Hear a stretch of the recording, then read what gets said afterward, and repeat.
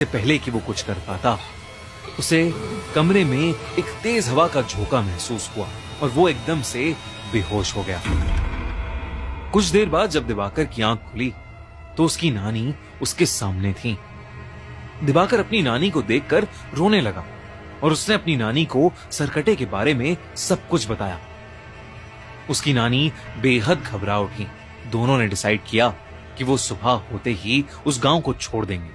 उसकी नानी दिवाकर के कमरे में उसके साथ ही लेट गई। लेकिन कुछ ही पलों में जब नानी की आंख खुली तो दिवाकर बेड पर नहीं था।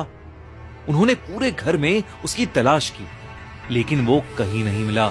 दिवाकर की नानी बहुत ज्यादा घबरा गई, क्योंकि उन्हें डर लगने लगा था कि कहीं वो सरकटा उसे ले तो नहीं गया।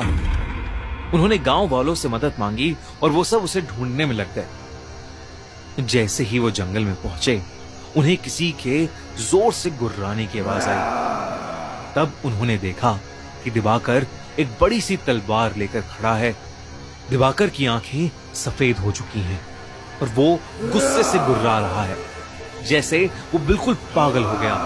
दिवाकर की नानी ने उसे आवाज लगाई, लेकिन नानी की आवाज लगाते ही दिवाकर ने एकदम से अपनी तलवार से सबके सामने अपना सर काट लिया।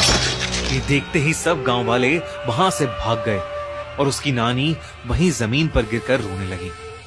सालों बाद किसी ने सरकटे के हाथों एक मौत देखी थी और इसीलिए उस घटना के बाद सभी लोगों ने उस गांव को हमेशा हमेशा के लिए छोड़ दिया। कहते हैं कि बंगाल में उन जंगलों में अब एक नहीं बल्कि कई सरकटे भटकते हैं, जिन्हें स्कोंदा कोटा या कोंदा कोटा भी बोला जाता है।